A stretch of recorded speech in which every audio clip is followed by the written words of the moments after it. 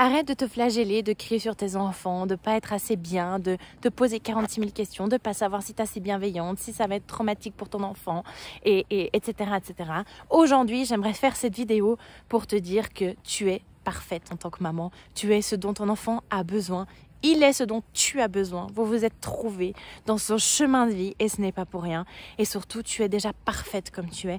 C'est génial de t'intéresser à comment mener une vie de famille plus sereine et calme. Mais n'oublie pas que tu es déjà tout. Donc déjà, tu peux souffler et te dire que tout va bien. Ensuite, j'aimerais te dire que il n'y a pas besoin d'atteindre cette perfection que tout le monde te vend pour être une bonne mère. Au contraire, être une bonne mère selon les exigences, je crois que ça fait de mal à tout le monde. Vous les premières, et vos enfants y compris. Les enfants n'ont pas besoin d'une maman parfaite. Ils ont juste besoin de leur maman. Donc quand tu cries une fois sur ton enfant, souffle un coup. Il n'y a rien de grave. D'accord, parfois je dirais même qu'il y a des situations où oui, c'est nécessaire de hausser un peu le ton pour dire vraiment maintenant c'est stop. Je pense qu'il faut différencier aussi les cris un peu d'hystérie quotidien à des fois des remises à l'ordre avec un ton un petit peu plus sec, mais qui fait aussi partie de la vie, des règles de vie. Et l'enfant comprend très bien dès le moment où c'est pas régulier que il a un petit peu dépassé les bornes et c'est selon moi, ça fait partie du jeu.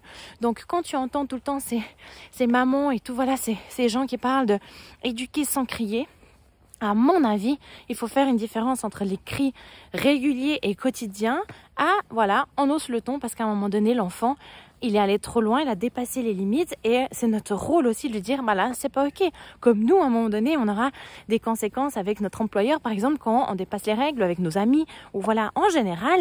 Et eux, c'est pareil. À l'école, ils doivent aussi rentrer dans un certain moule, dans un certain cadre. Si on a des conséquences, à la maison, dans l'éducation, ça peut être à un moment donné de se dire, stop, et d'une manière un petit peu plus ferme. Donc, pour moi, il n'y a pas de énorme problème à crier avec ses enfants.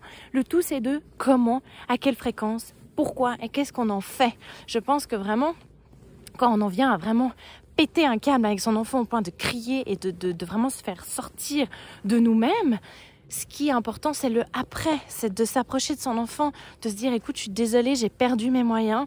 Voilà, il y a ça qui m'a vraiment touchée, qui m'a fait perdre le contrôle. J'en suis désolée. Je te propose qu'on réfléchisse ensemble à comment on peut faire mieux. Qu'est-ce que moi je peux faire différemment et toi aussi pour avoir une meilleure collaboration, une meilleure vie ensemble. Donc moi je trouve que c'est là le message clé parce que ça va vous permettre à vous d'avancer avec votre enfant, d'avoir d'autant plus des moments de qualité en famille parce que tout le monde est mis dedans et c'est pas juste maman qui essaye de trouver des solutions seule dans son coin pour tout le monde, et c'est souvent l'erreur qu'on fait, incluez tout le monde dans les discussions, et surtout ça permet aussi à votre enfant, le jour où lui, il va pas réussir à gérer son émotion, il va peut-être lui aussi péter un câble, crier sur un camarade, crier sur vous, peut-être même crier sur sa prof, et en fait il aura l'exemple de se dire, oui, des fois ça arrive de crier, c'est pas forcément ok, des fois on le fait pas d'une belle manière, des fois c'est légitime, on le fait d'une manière plutôt correcte, bref, peu importe, mais il aura les outils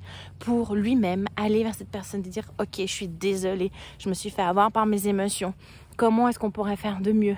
Moi, j'ai pensé à ça, est-ce que peut-être on en parle une autre fois? Donc oui, crier régulièrement sur nos enfants n'est pas bénéfique pour personne, je pense que tout le monde en est convaincu aujourd'hui. Mais s'il vous plaît, ne vous blâmez pas parce que des fois, ça pète. Prenez ça comme un apprentissage pour toute la famille, pour vous, votre enfant et tous les membres de la famille. Et surtout, c'est peut-être aussi le signal d'alarme. De nouveau, les mamans, prenez soin de vous. Faites une pause dans votre vie de maman. Vous n'êtes pas que maman, vous êtes aussi femme, vous êtes aussi peut-être l'amoureuse de quelqu'un. Si vous êtes encore avec le papa et c'est tout ce que je vous souhaite, ou voilà, vous avez peut-être refait votre vie. Bref, peu importe, vous n'êtes pas que maman. Chérissez toutes les facettes de votre vie et ça commence par sortir de ce rôle de maman persistant. Essayez vraiment de revoir les choses d'une manière stratégique. D'ailleurs, je le vois aussi avec les mamans dans mon programme en ligne de Maman Zen, où il y a vraiment cet exercice où on revoit ensemble comment on peut mettre les choses bout à bout dans la semaine pour se dégager du temps, ce qui est souvent très compliqué pour les mamans. Je vous mets d'ailleurs cette fiche de questionnement en lien, en description de cette vidéo.